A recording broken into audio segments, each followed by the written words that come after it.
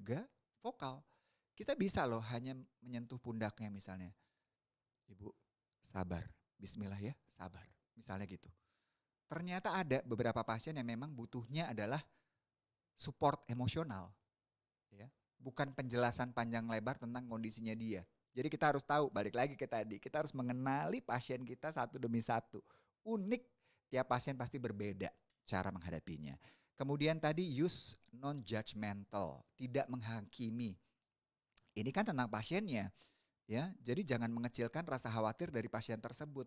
Saya pernah mengalami hal tersebut nih Bapak Ibu ketika waktu itu ayah saya almarhum sedang dirawat karena kondisi diabetes pada saat itu ya. Dan juga ada beberapa penyakit penyerta gitu kan. Kemudian saya bingung gitu kan, ini kenapa dikasih infusnya kok banyak ya? Saya menanyakan kepada dokter tersebut kan. Dan ketika saya menanyakan, itu memang namanya pasien lagi panik ya. Saya nanyanya itu agak dalam tanda petik keras gitu. Nanyanya agak, dokter gimana sih? Ini berkali-kali lihat bapak saya. Ini bapak saya tuh sampai bengkak loh tangannya dok. Ini kenapa dikasih lagi sih infusnya? Saya sangat senang sekali karena sang dokter ini memang juara. Beliau tuh tidak menghakimi, ya, tidak bilang bahwa nggak usah khawatir deh, ini memang biasa. Kalau digituin saya bisa makin emosi ya Bapak Ibu ya. Yang beliau lakukan adalah iya, iya Mas, saya mengerti. Pasti sedih ya melihat tangan ayah tuh bengkak karena harus diinfus. Tapi ini memang harus diberikan. Ini harus diberikan karena untuk bisa mempercepat kesembuhan Bapak, katanya gitu. Dengan cara seperti itu, saya langsung tenang. Ya, beliau tidak memotong ucapan saya, tidak memberikan harapan yang palsu juga, nggak memberikan harapan yang lebih, tapi menjelaskan dengan detail apa yang sedang terjadi. Setelah beliau tenang, saya ikut tenang. Nah, ini terkait juga dengan 6 second rules. Coba kita lihat lagi di layar ya. Poin ketiga dari S itu adalah 6 second rule. Ini adalah metode 6 detik, rekan-rekan. Pada saat ada konflik terjadi, kita biasanya pengen langsung respon. Ya kan? Kita pengen reaktif, memberikan reaksi. Misalkan ada pasien yang tidak terima, padahal salahnya salah dia. Bukan salah kita ya. Kita sudah memberikan semua yang terbaik, tapi karena dianya salah melakukan apa yang sudah kita sarankan, hasilnya tidak baik. Wah, lebih galak. Lebih galak sama kita gitu kan. Nah, kalau kita mengikuti emosi semata, pasti tidak akan menjadi hal yang baik nih penyelesaiannya. Maka 6 second rule adalah pada saat kita sedang emosi, jangan langsung menjawab. Lebih baik kita tahan 6 hitungan untuk mengambil nafas dan membuat diri kita lebih tenang. Maka pada saat terjadi konflik, ada pasien yang komplain, tidak puas dan lain-lain, yang harus kita lakukan adalah responsif bukan reaktif. Reaktif adalah langsung bereaksi. Suster gimana sih? Ini salah nih masang infusnya. Kalau reaktif kita akan bilang, loh enggak ibu, ini sudah sesuai dengan prosedur. Oh, itu reaktif tuh langsung. Tapi kalau responsif adalah, baik ibu, boleh saya lihat dulu kondisinya seperti apa. Tadi apa yang dilakukan? Apakah bapak banyak bergerak? Misalnya kita cari tahu dulu ya ibu ya, apa yang menyebabkan ini kok infusnya agak tersendat sedikit. Nah, ketika sudah tahu, ditenangkan dulu, kita baru bisa memberikan jawaban atau respon kita. Ya, jadi jangan langsung ngomong karena kalau lagi ada orang ngomong tinggi, kita ngomong lagi tuh biasanya langsung main tinggi-tinggian nada ya rekan-rekan ya. Kadang-kadang kita makin nggak terima, makin tinggi lagi. Nggak boleh ya. Jadi kita harus berusaha untuk tenang. Kemudian ada tell me more statement. Ketika terjadi konflik, kita fokusnya kan kepada solusinya, bukan kepada siapa yang salahnya. Tapi kita harus mengetahui nih apa yang terjadi. Seperti tadi ya, keren banget ketika melakukan challenge ditanya tuh, oh memang mualnya di pagi hari aja atau sepanjang hari? Mualnya sudah mulai di bulan keberapa, di minggu keberapa, dan lain-lain. Jadi terus digali terus informasi. Bisa dijelaskan lebih lanjut lagi dengan cara tersebut, maka kita bisa mengetahui akar permasalahannya di mana untuk menyelesaikan konflik tersebut. Jadi ini skill komunikasi yang sangat baik yang sudah ditunjukkan oleh rekan-rekan semua. Ya, kita gali nih informasi lebih lanjut dari pasien tersebut. Tapi jangan lupa harus memberikan empati dan juga yang terakhir ya, kita lihat lagi di sini, respond with a wish statement. Pasien itu ingin ditenangkan kok rekan-rekan semua. Itu saja. Ya. Jadi ketika ada pihak rumah sakit yang menyampaikan bahwa Ibu, kami berharap ada treatment yang lebih baik yang bisa kami berikan. Tapi saat ini teknologi terbaiknya adalah ini. Itu menunjukkan bahwa rumah sakit itu sudah memberikan semua yang terbaik. Ya, sudah mengupayakan semua hal untuk kesembuhan sang pasien. Dengan memberikan hal tersebut, itu menunjukkan bahwa oh, ternyata nih pasien diberikan ketenangan, tenang, Anda ada di tangan yang tepat. Tentunya harapannya ini sesuai kondak ya, karena kita tidak boleh memberikan harapan ketika sesuatu yang terjadi misalnya kondisinya kita bilang bahwa oh nggak usah khawatir, ini nggak akan kenapa-napa kok, tenang aja, semua bakal baik-baik aja. Tidak seperti itu, tapi bahwa gini, saya harap saya akan bisa memberikan pelayanan terbaik. Nah, itu kan umum. Itu umum menunjukkan intensi kita. Ya, kita sebagai tenaga kesehatan, Anda sebagai tenaga kesehatan tuh Anda berharap untuk memberikan pelayanan yang terbaik. Itu harus dikomunikasikan kepada pasien. Jadi mereka semakin percaya dan semakin bisa mengikuti apa yang Anda sarankan. Seperti itu kurang lebih ya untuk menghadapi tantangan dan konflik. Tapi yang terpenting seperti yang dilakukan oleh rekan-rekan semua nih, selalu tenang ya dan selalu berdoa, selalu serahkan semuanya kepada Allah Subhanahu wa taala. Udah pasti deh kalau kita niat baik, kita menjalankan dengan baik semua tugas kita, pasti diberikan jalan yang terbaik juga. Semoga kita terhindar ya dari permasalahan-permasalahan akibat miskomunikasi ya. Itu dia materi saya pada hari ini. Semoga Bapak dan Ibu bisa mengambil manfaatnya ya. Mohon maaf jika mungkin ada kekurangan waktu ya terutama ya karena sebenarnya saya pengen lebih banyak lagi loh ngobrol sama rekan-rekan semuanya. Iya pengen kenalan satu-satu rasanya.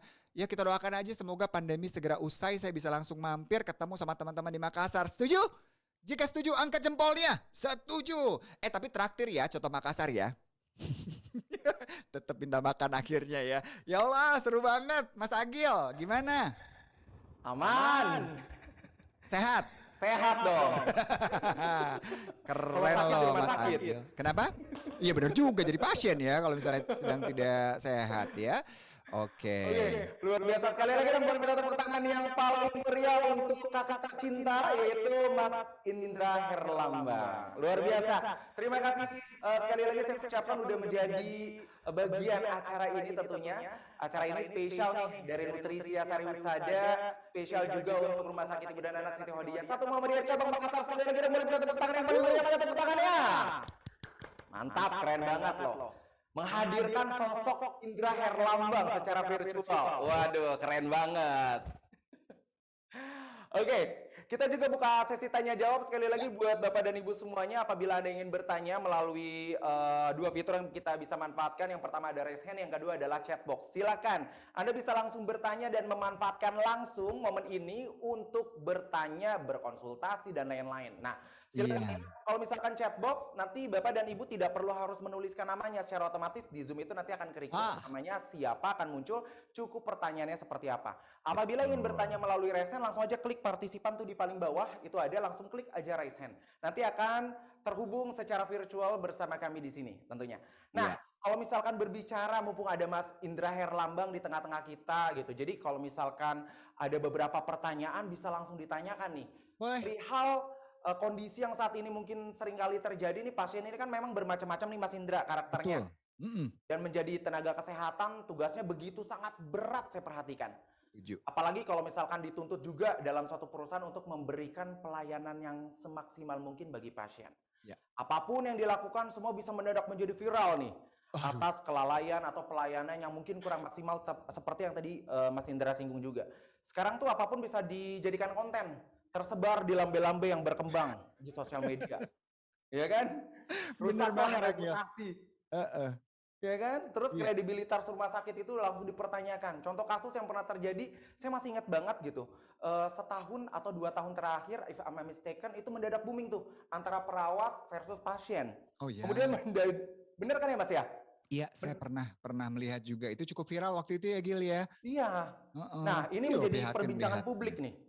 Takut, ya kan? Nah, kita yakin di sini ada unsur komunikasi yang kuat nih. Kalau melihat kondisi tersebut, standarisasi rumah sakit mendadak meningkat dalam segi pelayanan. Karena begitu berat nih untuk memperbaiki citra suatu perusahaan yang sempat rusak. Dan ini sebenarnya kalau melihat kondisi seperti itu, pressure dari tenaga kesehatan semakin tinggi memberikan standarisasi pelayanan bagi rumah sakitnya. Ini gimana nih menurut Mas Indra? Setuju sekali. Agil baru saja menggambarkan apa yang dihadapi oleh rumah sakit di seluruh dunia, tidak hanya di Indonesia. Bahkan untuk semua bidang usaha loh, ya, terutama yang jasa nih. Karena ya itu tadi ya, karena sekarang tuh zaman sosial media, manusia itu mau komplain apa-apa tinggal seset curhat di Instagram rame, ya kan? Langsung kayaknya mendapatkan respon gitu dari masyarakat. Nah, kita sebagai penyedia jasa harus memastikan bahwa langkah yang kita lakukan semuanya sudah sesuai prosedur. Dan kita harus menyiapkan buktinya, karena itu consent form ya, rekan-rekan semua pasti selalu ya, apapun tindakannya pasti ada consent form, harus ada tanda tangan dari pasien atau wali pasien, siapapun itu. Kemudian dokumentasikan semua bentuk komunikasi kita. Jika itu adalah melalui WhatsApp, misalkan disimpan chatnya sebagai bukti. Ini penting sekali. Bukan berarti kita jadi negatif thinking ke orang ya. Enggak ya rekan-rekan sekalian. Tapi bahwa mengingat sekarang ini sangat rentan sekali untuk bisa menjadi sebuah konflik ketika ada pasien yang mengalami ketidakpuasan, maka kita harus punya bukti-bukti yang sangat lengkap. Chat, kalau itu adalah telemedicine, kita rekam. Rekamannya harus ada, ya. Semua yang tertulis harus jelas. Kemudian kasus yang tadi dibahas sama Kak Agil ya, yang sekitar 1 tahun yang lalu saya juga sempat melihat videonya ketika ada seorang pasien, keluarga pasien, pasiennya tuh sebenarnya tidak ikut di situ gitu kan, tapi keluarga pasien ini sangat marah kepada sang perawat, suster karena masalah infus waktu itu, kemudian berantem katakanlah ya, bahkan sampai si pasien ini melakukan satu tindakan kekerasan fisik. Wah, ini udah tidak dibenarkan sama sekali, ya. Tapi hebatnya karena ada yang mendokumentasikan, jadi ada satu orang petugas di rumah sakit tersebut yang merekam semuanya. Jadi terbukti bahwa yang marah-marah bapak tersebut duluan, yang kemudian melakukan tindakan kekerasan bapak itu sendiri. Jadi pada saat akhirnya diinvestigasi kasus tersebut, sudah jelas kesalahannya di mana. Itu yang harus rekan-rekan lakukan sekarang, bahwa pasien adalah manusia, manusia itu sangat mudah sekali kecewa karena ekspektasi yang tidak tercapai. Ya, saya pengennya lahirannya nggak sakit, ya mohon maaf nggak mungkin ya, katanya. Saya belum punya pengalaman, tapi kata teman-teman saya yang melahirkan, ya pasti ada rasa sakit, itu bagian bagian dari gelombang cinta yang dirasakan ketika melahirkan, ya kan. Jadi kita harus set the expectation from the beginning. Terkait juga komunikasi, semua hal yang akan dilakukan kepada pasien itu harus dikomunikasikan dengan jelas dan kita harus lihat lagi feedbacknya. Apakah ibu sudah mengerti prosedur yang akan kita jalankan? Sudah, baik. Apakah ibu sudah mengetahui resikonya? Sudah, ya silahkan tanda tangan. Jadi semua terdokumentasi. Itu yang bisa menjaga nanti reputasi dan juga nama rumah sakit kita, ya, supaya nantinya ketika amit-amit jangan sampai najul min dzalik terjadi sesuatu, itu bisa kita jadikan bukti yang sangat lengkap dan jelas. Jadi sekali lagi, dokumentasikan semua komunikasi yang dianggap penting. Gitu Kak Agil. Oke, luar biasa. Perfect. Dan sekali lagi dong boleh minta tepuk tangan yang paling meriah untuk Kak Indra ya. Karena tadi Mas Indra manggil aku juga Kak Agil, aku manggilnya Kak Indra juga. Saya senang loh ya, Bapak Ibu sekalian, saya happy banget nih sama Agil karena manggil saya Kak. Biasanya saya dipanggil Om. Kalau dipanggil Om suka rasa-rasanya kayak langsung berasa gitu ya usianya. Oke, ini kalau misalkan ditantang berani nih aku nih. Misalkan sampai Apa tuh? beduk subuh nggak apa-apa, tetap standby ya. Jangan dong, kelamaan. Nanti nggak bisa kerja rekan-rekan. Tapi mungkin rekan-rekan kalau ada yang mau bertanya, saya juga pengen ngobrol. Ada dong yang mau ngobrol sama saya. Ayo Penasaran dong, banget sama yuk. teman-teman. Bener banget Boleh tuh banget tadi. loh. Itu. Nah, ini ada yang mau Oh bertanya nih. ini. Apa saja nih yang harus diperhatikan dalam berkomunikasi dengan pasien sudah emosi duluan sebelum mendapatkan informasi dari petugas terima kasih? Wah, ini sering banget nih. Banget. Ini kondisi-kondisi kayak gini nih. Susah-susah gampang ya sebenarnya ya Agil ya. Karena ini bukan hanya kita bicarakan di kasus antara nakes dan pasien, tapi dalam setiap komunikasi. Tadi saya bilang, penghambat komunikasi pertama asumsi. Ya, jadi kita sudah punya pendapat sendiri di kepala kita. Kita sudah menghakimi lawan bicara kita. Biasanya kita udah nggak mau dengerin dengan baik tuh. Kadang-kadang kita potong perbincangannya. Ah, saya tahu maksud kamu kemana. kamu berkelit ya, misalnya gitu pada saat lagi ada konflik ya. Kamu pasti salah. Saya udah tahu. Ini kamu memang kebiasaan. Kamu selalu seperti ini. Itu kebiasaan kita sebagai manusia. Kamu selalu seperti ini. Jadi musuh komunikasi. Pertama tadi ya asumsi. Kemudian kedua generalisasi. Selalu, selalu, selalu. Jika kita bilang, katakanlah kepada rekan-rekan sejawat semua. Ada satu rekan yang mungkin datangnya terlambat. Kemudian ditegur oleh atasan. Ditegurnya adalah, kamu selalu datang terlambat. Itu si pegawai akan ngerasa tersinggung nggak? Merasa tersinggung karena selalu artinya setiap kali. Ya, itu generalisasi, itu tidak generalisasi, itu nggak bisa semua tuh kita samaratakan. Kamu selalu lupa ulang tahun aku. Kalau pasangan sering gitu tuh berantem gara-gara lupa ulang tahun terus gitu ya. Gimana sih nggak ngucapin? Kamu selalu lupa. Padahal lupanya cuma tahun ini. Tahun lalu enggak. Ya kan? Jadi kita hindari kata-kata yang membuat penghakiman, asumsi, dan juga tadi menggeneralisasi. Nah, yang kedua yang kita harus lakukan, kita juga harus paham bahwa emosi ini mudah sekali dipicu, susah sekali diredam. Ya, nature-nya manusia, nature-nya seperti itu. Kita adalah manusia-manusia yang memang emosional, ya. Beda-beda memang tingkatannya, tapi rata-rata setiap orang seperti itu. Maka untuk menghadapi pasien yang udah emosi duluan, ada metode komunikasi yang bernama metode sandwich. Ya, roti lapis. Rekan-rekan kalau makan roti lapis atau roti tawar gitu ya, kan urutannya begitu tuh. Roti, kita kasih mentega, kita kasih mungkin ada yang mau pakai apa ya, telur misalnya, atau dikasih apapun deh, coklat, nanas, atau selai, dan lain-lain. Terus di atasnya baru roti lagi. Nah, ibaratkan kita sedang memberikan komunikasi dalam bentuk roti lapis tadi. Jadi di awal dan di akhir kita tenangkan. Sementara inti dari penjelasan apa yang sedang terjadi itu diletakkan di tengah-tengah nih Bapak Ibu.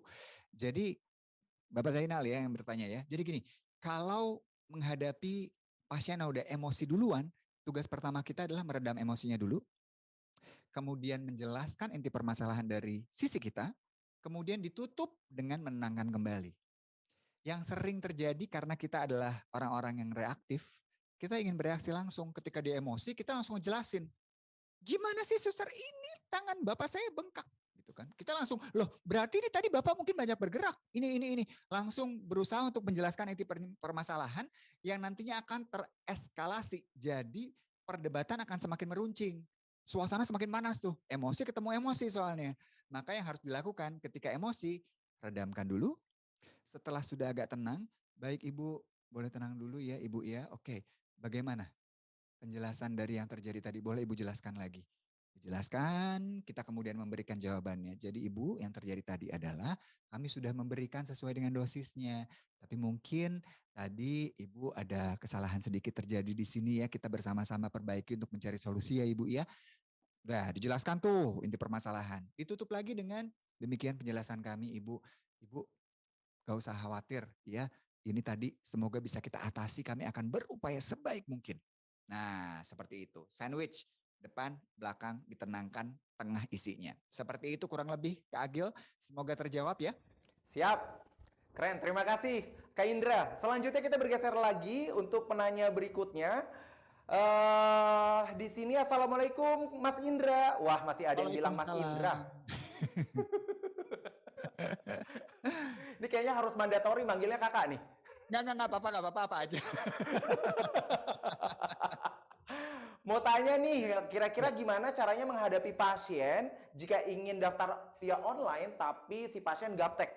Ya. Kita juga agak ribet ngejelasinnya. Gimana nih Mas kalau misalkan ngelihat kondisi seperti ini? Karena memang kan kondisi COVID memang sedikit pergeseran perubahan itu sangat terasa gitu. Salah satunya apapun sekarang mau online atau apa segala macam, telemedicine aja mulai diciptakan dan sudah mulai berkembang di kondisi COVID saat ini. Ini gimana nih kalau melihat kondisi kayak gini Mas? Sebelumnya Terima kasih untuk pertanyaannya. Ini mewakili saya sekitar 2 tahun yang lalu lah ketika menghadapi menghadapi komunikasi virtual. Rekan-rekan juga nggak sih ngerasakan ketika pandemi terjadi, semua larinya ke virtual, semua Betul. larinya ke Zoom, bingung sendiri kan? Aduh ini gimana? Ini nyalain kameranya gimana loh? Yang kelihatan kok kamera depan gitu-gitu kan?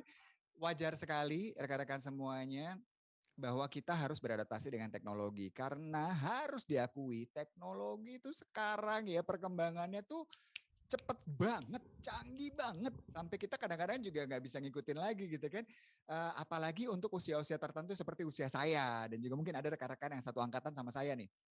Kita kan sudah terbiasa dengan teknologi lama ya. Saya hidup dari zaman dulu masih surat-suratan sampai kemudian ada pager, sampai kemudian ada telepon rumah dan lain-lain.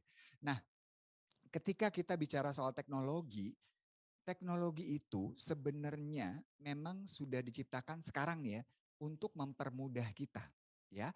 Tapi terkadang yang dibutuhkan hanyalah kebiasaannya dulu, kebiasaannya. Dulu kan kita juga tidak terbiasa untuk memegang handphone, ya kan? Dulu kita nggak kebiasa loh untuk WhatsApp. Dulu kita mengetik ya di komputer atau di mesin tik. Tapi sekarang ngetik dengan jempol menjawab pesan tuh udah canggih banget. Awal-awal apakah begitu? Enggak. Kan pelan-pelan terjadi perubahan kebiasaan tersebut, ya.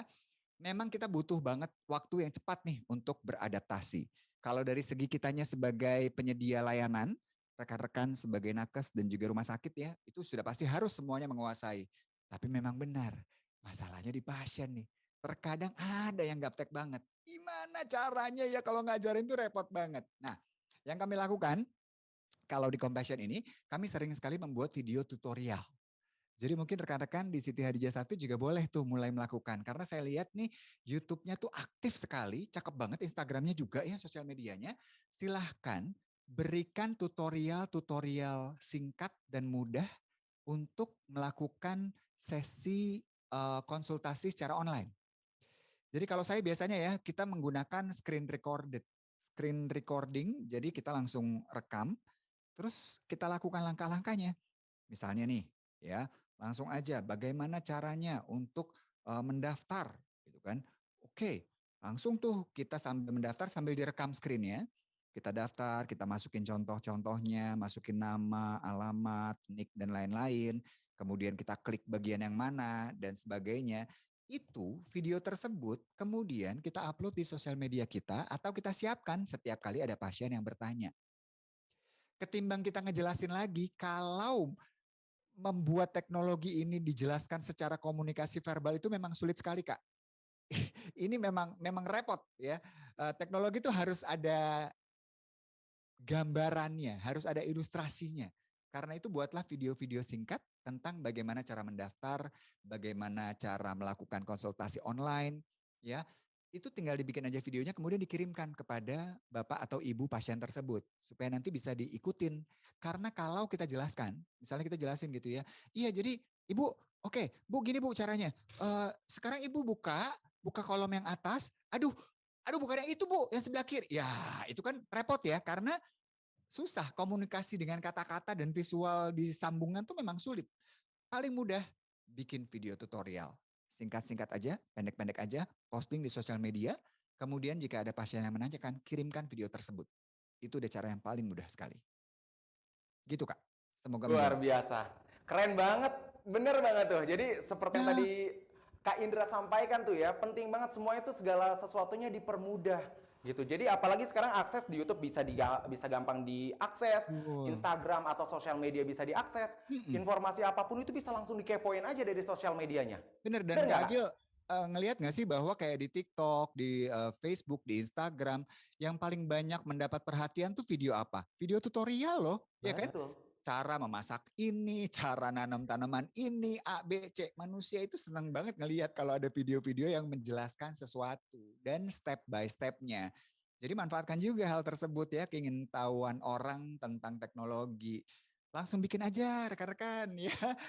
Di Siti Hadijah 1 ini silahkan dibikin tuh tim sosial medianya. Langsung bikin sekarang juga. Oh, siap diposting. Mantap, keren banget. Ini suatu saat nih bisa langsung diundang nih secara private langsung nih private coaching dari Kak Indra langsung diajak ke Boleh, Makassar boleh ya bersama banget. teman-teman.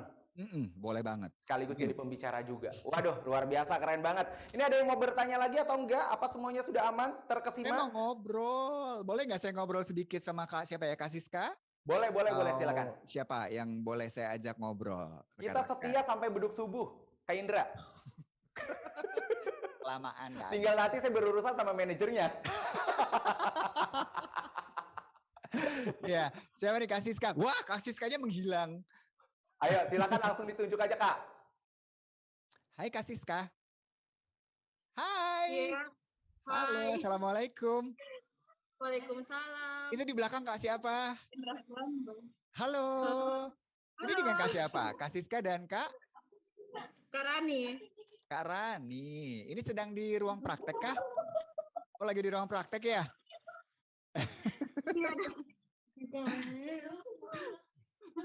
Lo nervous loh, Kak. Hai, nggak apa-apa dong. Kita ngobrol-ngobrol sedikit. Saya boleh tanya-tanya ya?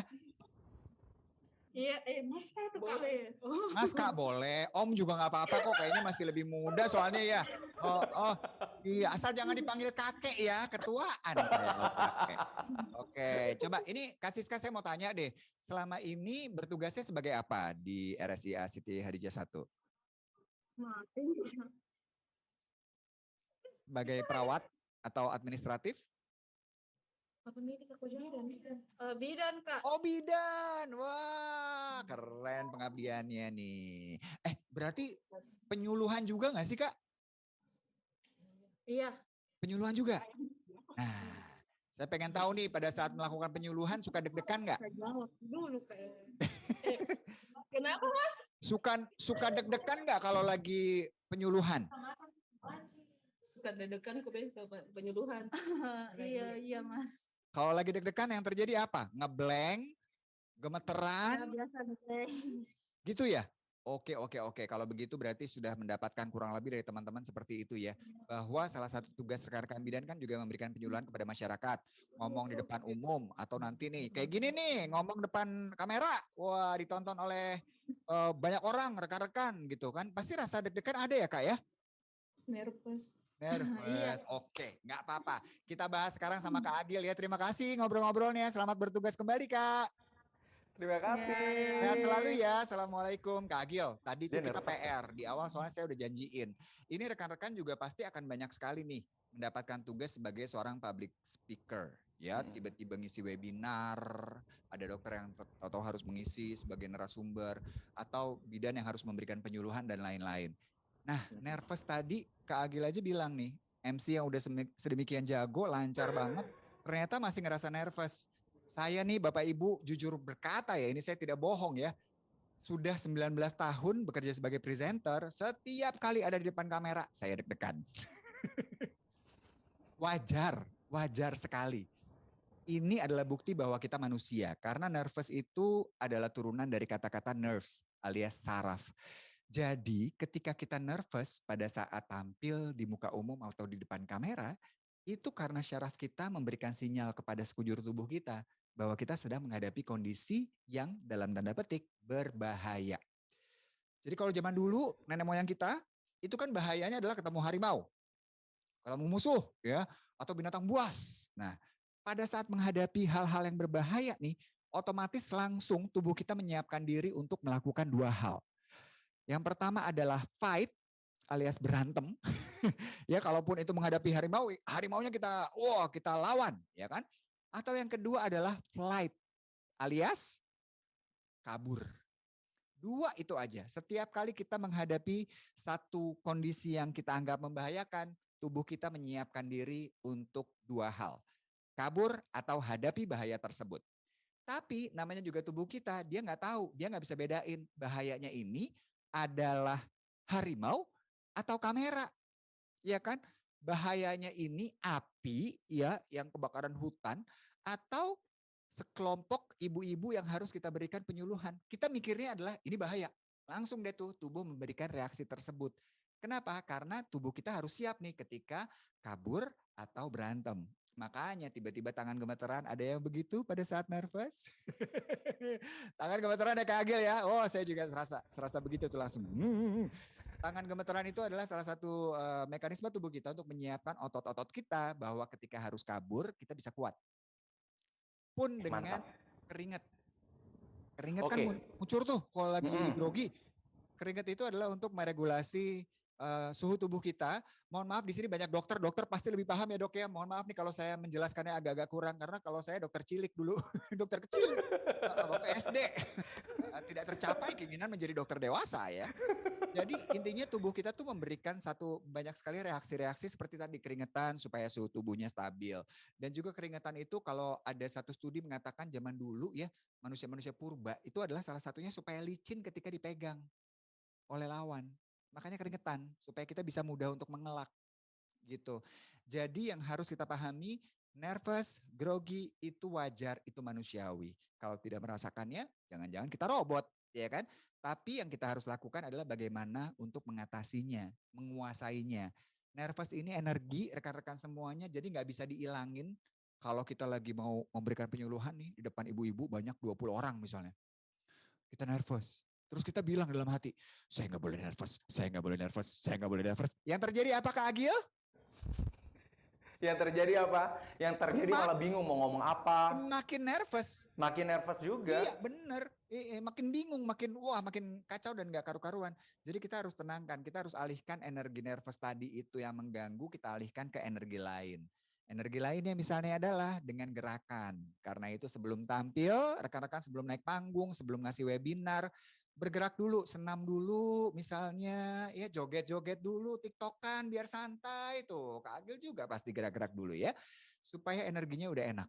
Terus yang kedua adalah pernafasan. Nah, pernafasan membantu kita sekali untuk bisa menurunkan energi tadi tuh, untuk bisa menjinakkan energi nervous tadi. Kita bareng-bareng boleh ya Kak Agil ya. Ini ada satu teknik namanya pernafasan 478. Biasa dilakukan juga di yoga nih. Mungkin ada yang instruktur olahraga buat ibu hamil ya, rekan-rekan pasti tahu banget. Apalagi bidan tuh udah tahu banget tuh masalah pernafasan ya. Gitu kan. Saya udah kayak ibu hamil belum Bu? Beda ya. Oke, jadi ini namanya pernafasan 478. Rekan-rekan boleh kita bareng-bareng coba yuk. Semuanya duduk dengan posisi nyaman. Saya perlu duduk juga nih. Gak usah, jangan jongkok. Jangan jongkok, berdiri aja gak apa-apa Kak. Oke. Setiap kali rekan-rekan merasa nervous yang begitu hebat, grogi, deg-degan, sebelum naik ke panggung lakukan 478 ini. Ya, jadi tarik nafas 4 hitungan, ditahan 7 hitungan, kemudian dihembuskan melalui mulut 8 hitungan. Kita coba bersama-sama boleh ya rekan-rekan ya. Kita mulai. 1, 2, 3, tarik nafas lewat hidung. 1, 2, 3, 4, tahan. 2, 3, 4, 5, 6, 7. Hembuskan mulut. 2, 3, 4, 5, 6, 7, 8.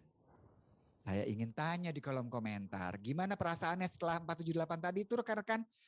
Dokter Jusli gimana rasanya dok?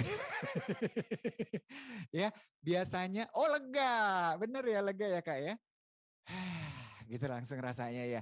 Yang lain bagaimana rasanya setelah mencoba 478 ini? Saya ingin lihat ya, boleh diketik di kolom komentar rekan-rekan. Ada yang merasa lega katanya, ada yang merasa lebih tenang, ya, ada juga yang merasa ringan, tuh seperti kayak Anita. Nyaman dan plong ya dok ya, betul nyaman dan merasa plong. Nafas kita ini memang wah benar-benar luar biasa deh faedahnya untuk diri kita ya. Bukan hanya membuat kita hidup ya itu penting sudah pasti, tapi juga memberikan ketenangan. Jadi ketika kita melakukan teknik pernafasan seperti ini, itu bisa membantu tuh untuk meredam rasa grogi, rasa takut, rasa deg-degan ya. Jadi lebih bisa pede pada saat membawakan materi. Gitu. Dan terkait materi juga nih, Kak Agil setuju gak sih bahwa terkadang rasa nervous itu muncul karena kita tidak menguasai materi, benar gak Kak? Setuju banget. Ya kan? Jadi kalau kita nggak tahu kita harus ngomong apa, kita tidak menguasai product knowledge kita, wah udah pasti tuh deg-degannya makin parah. Aduh gimana ya nanti gitu. Jadi memang ketika public speaking nih rekan-rekan semua, mau itu online ya, ngisi webinar karena saya lihat juga sering sekali ya rekan-rekan di RSI Asiti Hadijah 1 cabang Makassar ini sering sekali nih melakukan webinar ya.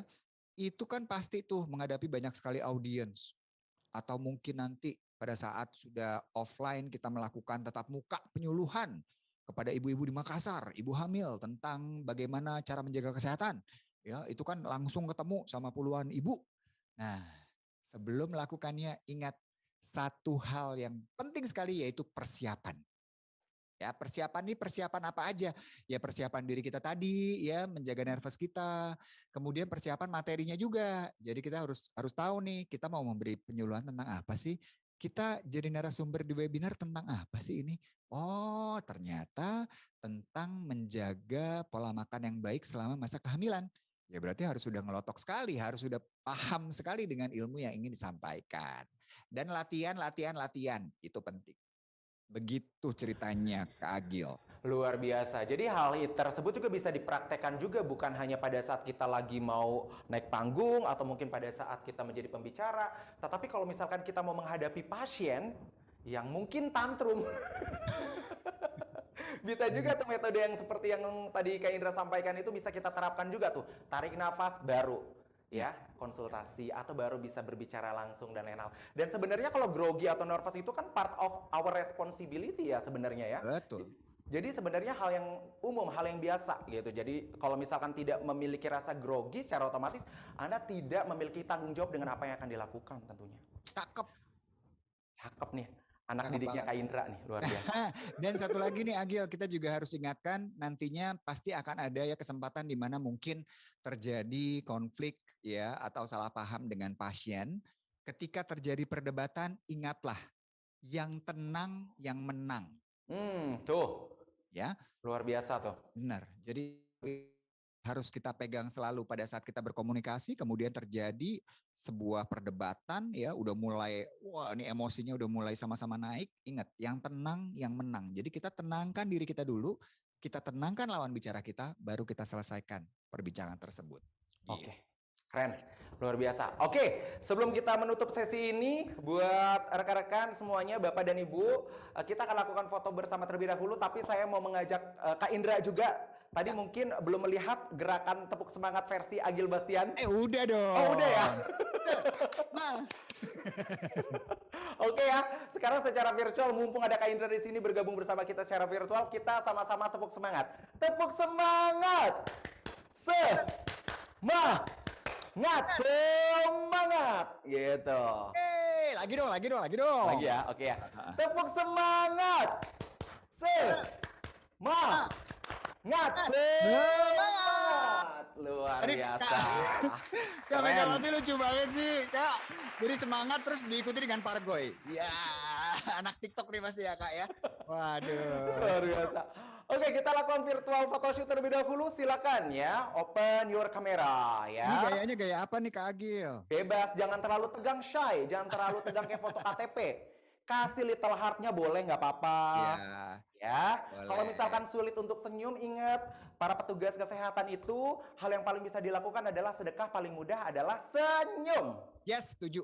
Senyum ya. Kita senyum, berikan senyum terindah. Kalau misalkan yang pakai masker boleh diturunin sebentar aja maskernya. Saya mau melihat wajah cantik yang bisa dipancarkan oleh teman-teman semua di sini ya. Oke, kita senyum terlebih dahulu ya. Oke, kalau nggak bisa senyum bilang buncis aja ya. 3, 2, 1, buncis. Cakep. Lagi ya. Lagi ya buncis, tapi senyum susah loh ngomongnya buncis. Nggak bisa buncis dong. Lagi ya. 3, 2, 1, buncis. Oh begitu, siap. Keren banget. Lagi ya. Lagi. Mau sedikit berbeda, nggak apa-apa bilang keju ya. Angkat 2 jarinya ditaruh di samping sebelah bibir Bapak dan Ibu ya. Aduh, Kak Indra jadi galvok nih saya nih ya. 3, 2, 1, keju. Dokter lucu banget gayanya. Arian, aduh lagi. Masih ada lagi? Keren. Oh lagi. Masih ada lagi, satu kali lagi ya. Oke. 3, 2, 1, cabe.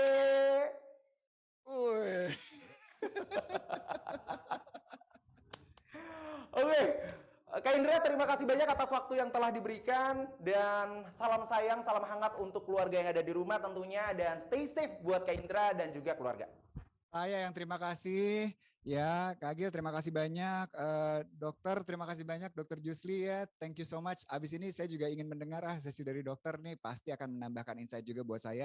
Dan juga terima kasih untuk Bapak Zainal, untuk Bapak Rian, terima kasih banyak untuk kesempatan yang diberikan kepada saya. Dan terutama untuk rekan-rekan semua dari RSIA Siti Khadijah 1 Muhammadiyah Cabang Makassar. Terima kasih semuanya.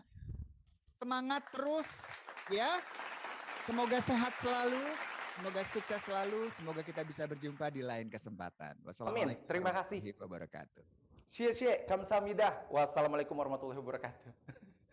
Acara selanjutnya kita akan dengarkan dan simak materi yang akan disampaikan dengan pembicara kita yang kedua sangat luar biasa pada sesi ilmiah yang akan disampaikan oleh Dr. Jusli Emkes, spesialis anak konsultan dengan tema yang sangat menarik yaitu dukung perkembangan sosial emosi anak di awal kehidupan melalui stimulasi dan juga nutrisi yang tepat. Saya ingatkan kembali lagi kepada Bapak dan Ibu semuanya untuk bertanya apabila Anda ingin bertanya sesuai dengan topik yang akan disampaikan dengan dua fitur yang bisa dimanfaatkan. Yang pertama ada raise hand, yang kedua adalah chat box. Silakan Anda bisa langsung bertanya sesuai dengan tema yang akan disampaikan oleh beliau. Tapi sebelum itu, kita akan lihat sama-sama, inilah dia CV dari Dr. Jusli Emkes, spesialis anak konsultan. Dan inilah dia ya, Dr. Jusli Emkes, spesialis anak konsultan, PhD student pasca sarjana program ilmu kedokteran Universitas Hasanuddin Makassar. Dan beliau saat ini sebagai Direktur Rumah Sakit Ibu dan Anak Siti Khadijah 1 Muhammadiyah Cabang Makassar dan juga sebagai Koordinator Pendidikan Mahasiswa Departemen IKA Fakultas Kedokteran Universitas Hasanuddin Makassar. Langsung saja kita sambut dengan bangga, inilah dia Dr. Jusli Emkes, spesialis anak konsultan.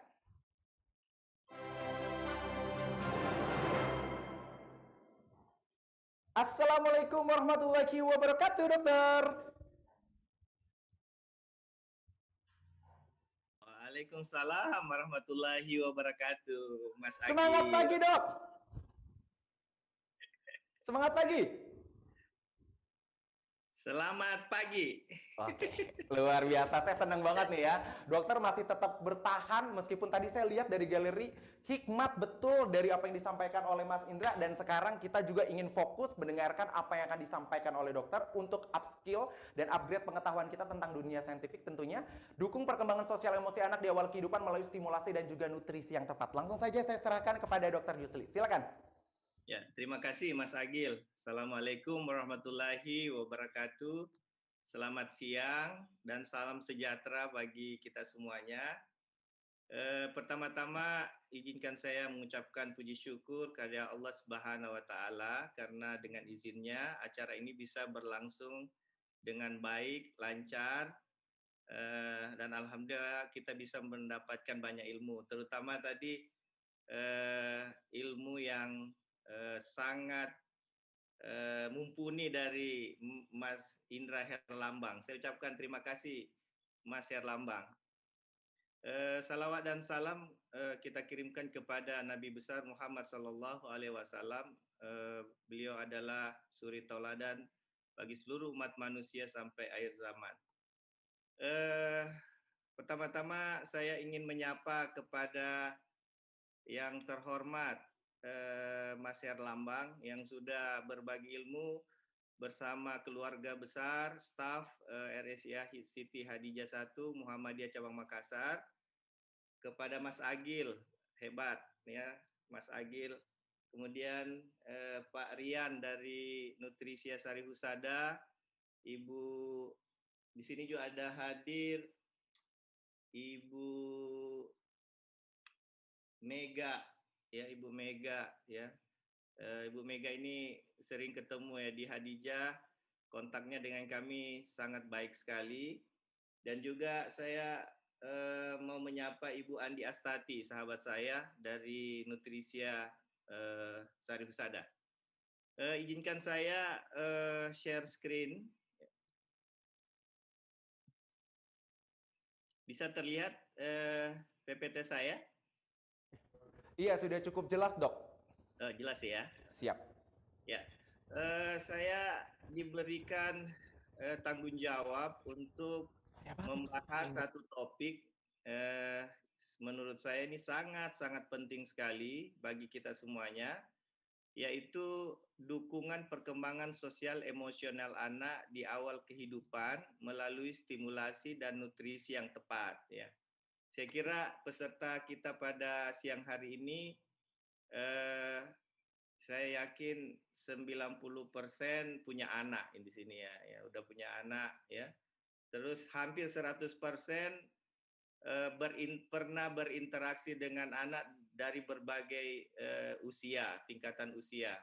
Dan terkhusus untuk staf yang hadir, tentu ini pekerjaan kita sehari-hari, kontak langsung dengan anak-anak kita. Nah, judul ini sangat penting sekali ya.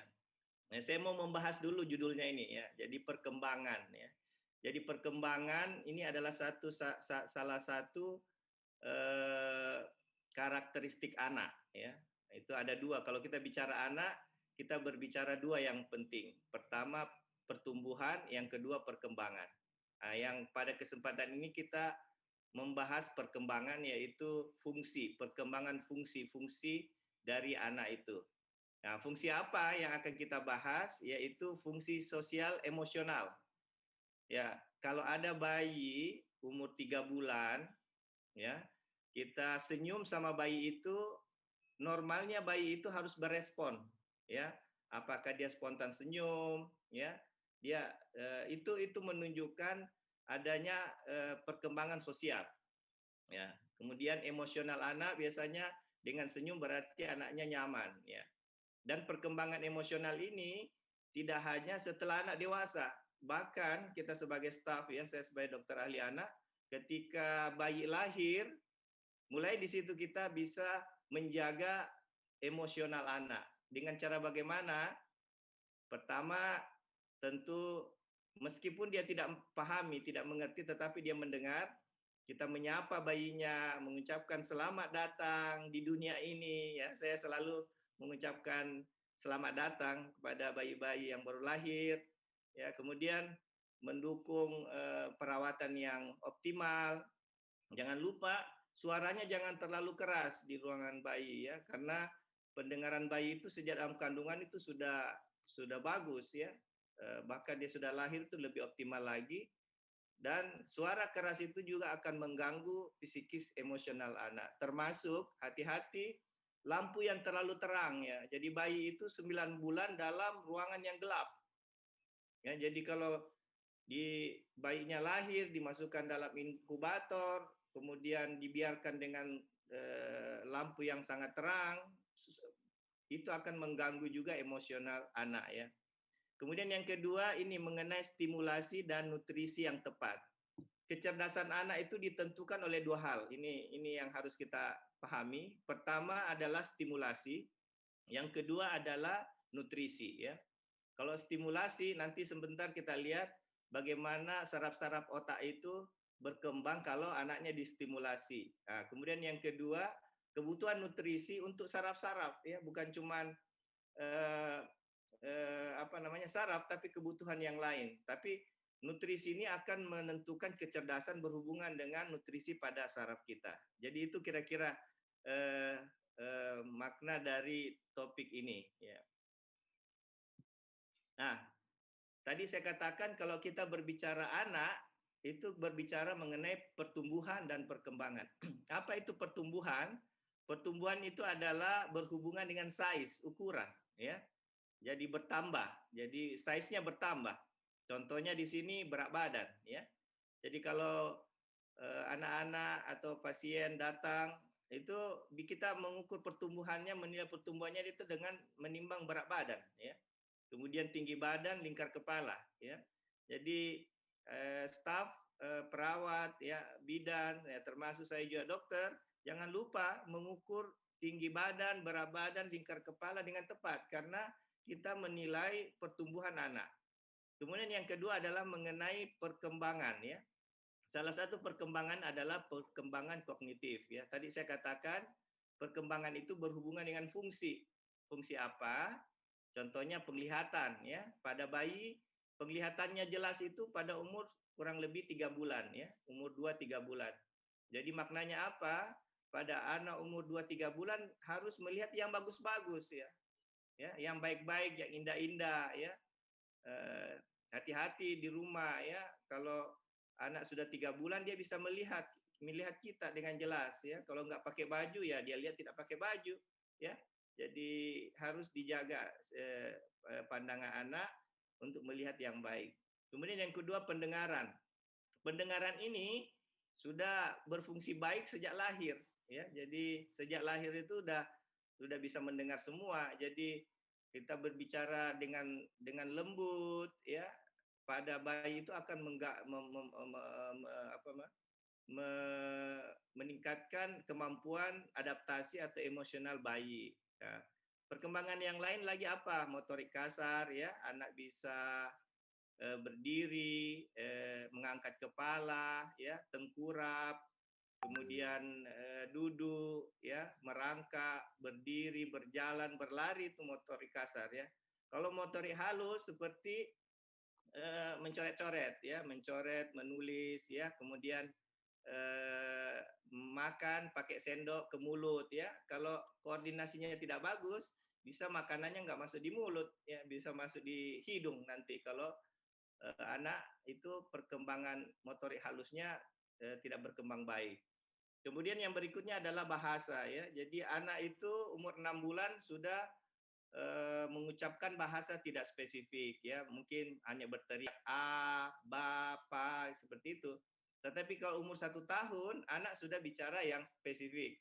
Jadi kita harus menilai. Jadi umur 1 tahun minimal bisa bilang bapak atau mama atau makan, mam, ya itu bahasa yang spesifik. Dan ketika anak umur 2 tahun, dia harus sudah bisa mengucapkan sekitar 4-5 kata bersambungan ya. Jadi saya mau makan, saya mau pipis itu harus sudah jelas pada anak umur 2 tahun. Perkembangan yang lain adalah sosial emosional dan kognitif, dan ini yang akan kita bahas, sosial emosional anak. Kemudian perkembangan ini juga berhubungan dengan kematangan sistem imunitas. Mungkin kita sering membaca di rumah sakit ada aturan anak di bawah 12 tahun tidak bisa masuk di rumah sakit. Kenapa? Karena sistem imunitasnya itu masih rendah. Ketika umurnya di atas 12 tahun, imunitasnya mulai matang sehingga lebih tahan terhadap infeksi kuman atau antigen yang ada di sekitarnya. Ya. Kita lanjut ke pentingnya mendukung perkembangan sosial emosional anak di masa 100 hari kehidupan pasca kelahiran ya. Jadi sekarang ini 10 HPK ini 1000 HPK ini booming-boomingnya ya dari beberapa tahun terakhir ini. Jadi ini adalah masa golden period ya. Jadi 1000 hari menentukan kesuksesan anak di masa akan datang ya. Perkembangan sosial emosional anak adalah perkembangan sikap dan pembentukan emosi anak serta cara berinteraksi dengan lingkungan sekitarnya. Jadi anak yang bisa berinteraksi dengan baik dengan teman-temannya ya, kemudian sama orang dewasa ya, bahagia ya, cair sama mereka itu menandakan perkembangan emosionalnya itu baik ya. Kita lihat di sini dasar perkembangan sikap di masa depan itu tercermin dari sikap anak ya, kemudian emosional anak. Sedangkan dukungan perkembangan sistem kognitif dasar itu berhubungan dengan kontrol diri dan fokus anak ya. Jadi ada anak juga yang tidak fokus ya. Contohnya anak semuanya bermain ceria, dia lambat, tidak bisa ikut bermain dengan anak-anaknya, anak-anak yang lain ya. Atau di sekolah mendapat pelajaran di sekolah dia kurang fokus ya. Kemudian yang ketiga mengasah kemampuan adaptasi ini ya. Kemampuan adaptasi ini penting untuk bekal mereka di masa akan datang. Nah, salah satu faktor yang mendukung perkembangan sosial emosional adalah saluran cerna manusia. Ya, saluran cerna ini kita ketahui mulai dari mulut ya ini sampai di saluran pembuangan ya itu disebut anus ya.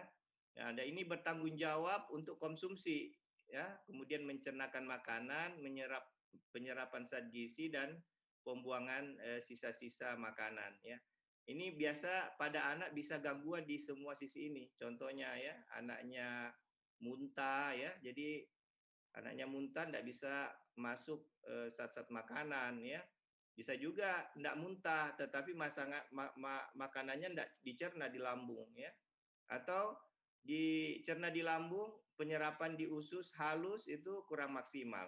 Dan ada juga anak yang gangguan eh, pada pembuangan seperti konstipasi karena kurang makan buah, kurang minum, ya, kurang makan sayur, ya. Ini faktor-faktor yang bisa mempengaruhi saluran cerna, ya. Jadi dari hasil-hasil penelitian dan ya di buku-buku pelajaran itu permukaan paling luas dari tubuh yang berinteraksi dengan lingkungan itu adalah saluran cerna kita, ya. Ini kalau pada orang dewasa 9 sampai 10 meter ya, cukup panjang ini saluran cerna kita ya.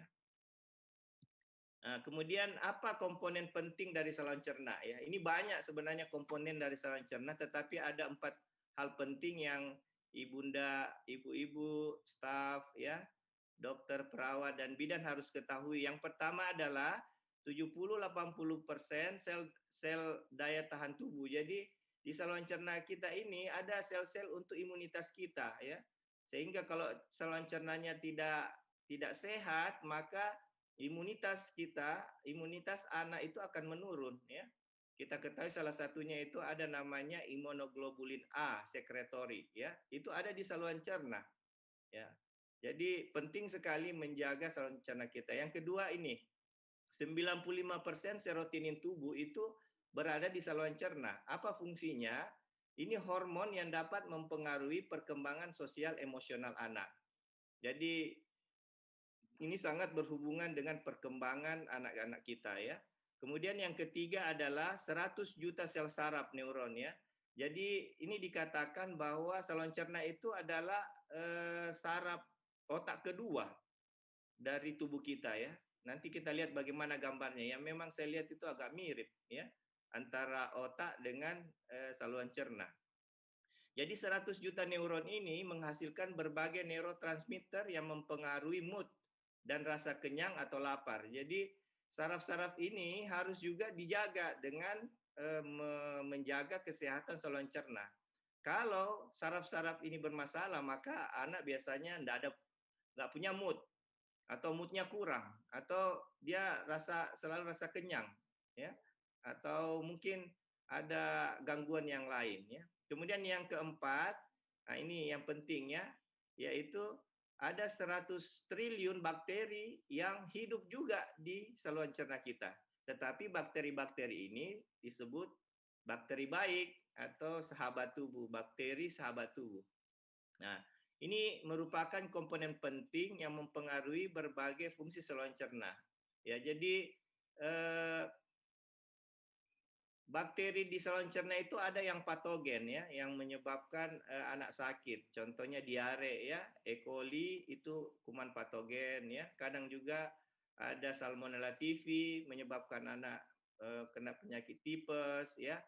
Kemudian penyakit-penyakit yang lain. Tetapi keseimbangan dari bakteri baik ini harus dijaga ya. Kalau dia kurang maka akan mempengaruhi kesehatan anak termasuk sosial emosional anak. Nah, ini kita lihat ya. Kita lihat gambarnya ini ya. Ini otak pertama ya, yang selama ini kita kenal otak kita itu di kepala. Tetapi ternyata ada otak kedua, di mana letaknya, yaitu di saluran cerna. Kita bisa lihat ini lekukan-lekukan usus ini hampir mirip dengan lekukan-lekukan saraf kita. Jadi ini dikatakan adalah otak kedua. Ya, jadi di saluran cerna itu ada namanya enteric nervous system. Ya, kalau di otak namanya central nervous system. Jadi enteric nervous system ini juga sebagai otak kedua berdasarkan ukuran dan kompleksitas dan kesamaan neurotransmitter dan signal dengan otak ya, dia mempunyai kesamaan dengan otak kita. Jadi memungkinkan komunikasi antara mikrobiota saluran cerna dan otak melalui interaksi dua arah antara melalui beberapa jalur yang disebut dengan gut brain axis. Jadi otak bisa berkomunikasi dengan kuman yang ada di saluran cerna. Tetapi di saluran cerna juga kuman ini bisa berkomunikasi dan menyampaikan informasi ke otak. Bagaimana bentuknya nanti kita lihat di sini ya. Jadi ini mikrobiota yang ini ya bisa dilihat marker saya ini. Kemudian yang di atas ini adalah brain. Ini neuron, saraf-saraf otak. Jadi kita lihat kalau bayi baru lahir early colonization itu masih sedikit kumannya di sini ya. Masih sedikit kumannya dan juga neuron-neuron di otak juga sedikit ya. Di sini menentukan kecerdasan ya. Makin kompleks anyaman di otak ini maka kecerdasan anak makin bagus. Begitu juga nutrisi. Nutrisinya makin baik, maka kecerdasan anak juga makin baik. Nah, kalau di saluran cerna ini ditentukan oleh makanan, nutrisi, sedangkan di otak ini ditentukan juga oleh stimulasi. Stimulasi itu nanti kita bahas di poin berikutnya. Pada tahap selanjutnya, fase perkembangan, anak kita bisa lihat di gambar ini, anak dengan bahagia, ya ini merangkak dengan bahagia, itu seiring dengan bertambahnya koloni baik atau mikrobiota yang baik di saluran cernanya. Nah, begitu juga anyaman saraf di otak juga makin kompleks, ya, makin berhubungan satu dengan yang lain. Nah, ini yang menggambarkan perkembangan yang baik dari anak. Nah, kita lihat ini pada saat maturasi sekitar umur 3 tahunan ke atas, maka saraf otaknya ini suku anyamannya sudah sangat kompleks dan kemudian mikrobiota juga terjaga dengan baik, anak menjadi sehat, sosial emosional anak juga menjadi sangat optimal. Nah, ini hasil penelitian dari 89 bayi di mana komposisi mikrobiota pada umur satuan berkaitan dengan kognitif pada usia 2 tahun. Nah, ini jadi mikrobiota saluran cerna dan perkembangan sosial emosional itu mendukung perkembangan ada namanya HPA axis. HPA itu hypothalamic pituitary adrenal axis. Jadi HPA ini adalah sistem sentral atau otak yang mengontrol reaksi terhadap stres dan proses tubuh terhadap mood dan emosional. Mikrobiota saluran cerna terbukti memodulasi perkembangan otak, sistem neurotransmitter dan signaling termasuk juga perilaku.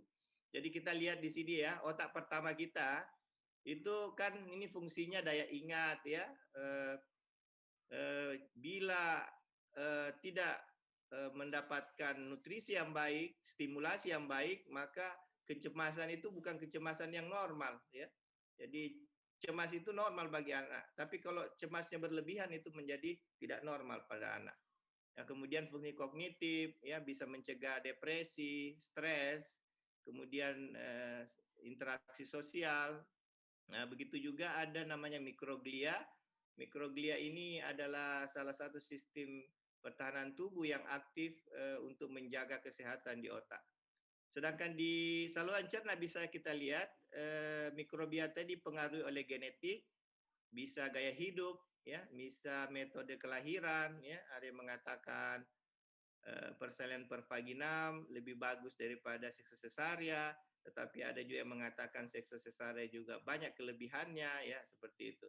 Ya, kemudian usia, pemberian antibiotik ini hati-hati ya, karena antibiotik yang tidak sesuai dengan indikasi itu bisa menyebabkan disbiosis. Disbiosis itu jadi keseimbangan mikrobiota baik di saluran cerna itu akan terganggu dan menyebabkan imunitas anak akan menurun, emosional anak tidak stabil. Nah, kemudian kehamilan harus dijaga, terutama antenatal care ya. Kemudian pemberian probiotik dan prebiotik ini mungkin bantuan dari teman-teman kita di Nutrisia, karena saya melihat Nutrisia menyumbang begitu besar ya terhadap kesehatan anak Indonesia ya. Ini Sari Husada merupakan suatu perusahaan yang betul-betul keberadaannya itu dirasakan oleh anak-anak Indonesia dengan menyiapkan kebutuhan, terutama kebutuhan nutrisi ya. Kemudian diet dan stres ini harus dijaga karena akan mempengaruhi mikrobiota usus ya. Nah, sekarang kita masuk ke satu penelitian ini mengenai komposisi mikrobiota dan temperamental. Jadi mikrobiota usus ini berhubungan dengan temperamental anak kita ya. Jadi mungkin ibu-ibu yang punya anak atau yang merawat anak di rumah sakit kan bisa kita lihat ada anak yang happy ya, ada anak yang pendiam ya, ada anak yang temperamental ya. Nah, ini ada penelitian dari Christian dan kawan-kawan 2015 ditemukan bahwa komposisi mikrobiota saluran cerna di awal kehidupan berkaitan dengan temperamental pada anak-anak ya. Jadi ini penting sekali ternyata ya mikrobiota ini berhubungan dengan temperamental anak-anak kita. Hal ini terjadi karena antara otak dan saluran cerna ada hubungan timbal balik yang baik ya, atau namanya bidireksional, secara aktif maupun secara pasif. Kemudian ini hubungan otak, saluran cerna dan sosial emosional. Jadi kesehatan saluran cerna merupakan salah satu fondasi mendukung perkembangan otak dan sosial emosional. Jadi sini ada 3 ya.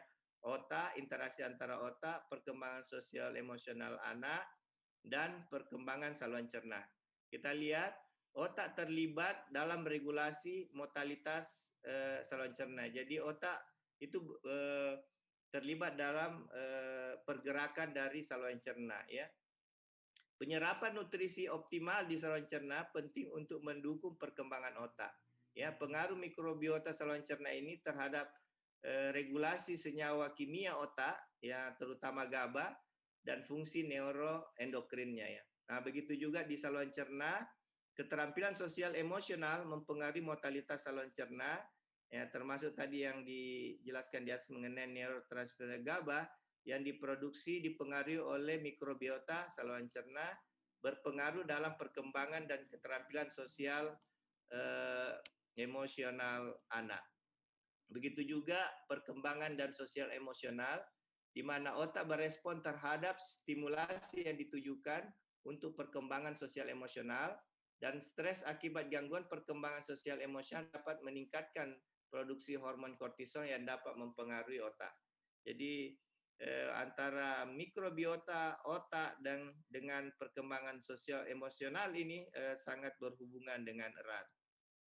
Ya, bagaimana perkembangan sosial emosional anak dapat didukung ya.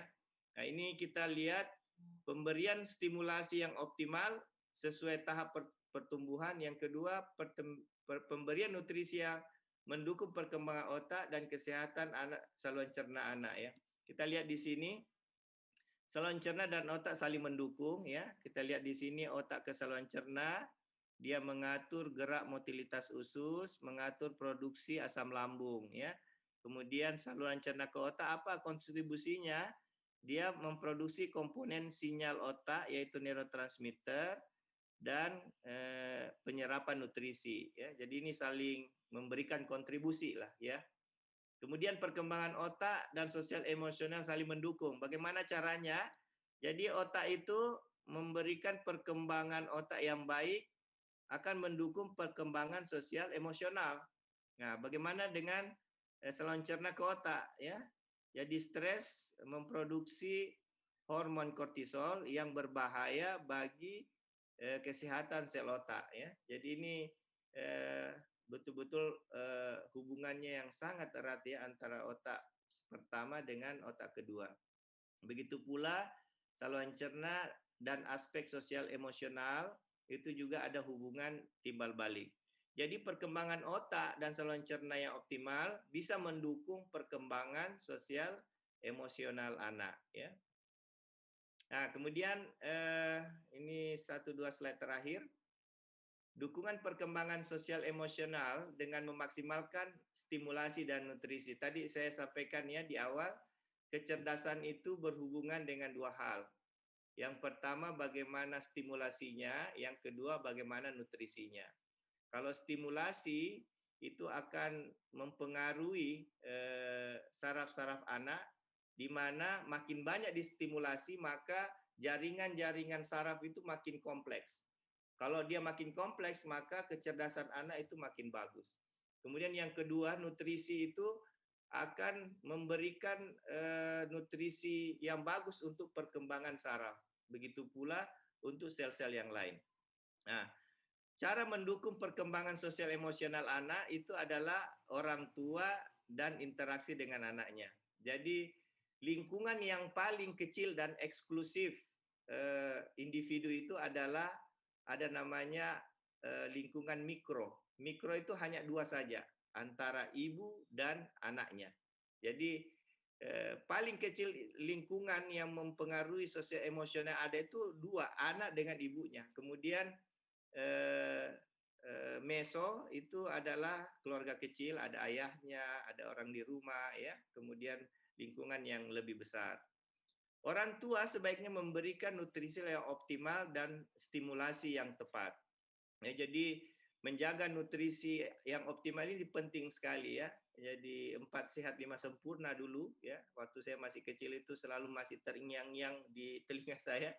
Itu 4 sehat 5 sempurna. Kemudian stimulasi ya, selalu diajak bicara anaknya, diajak bermain ya.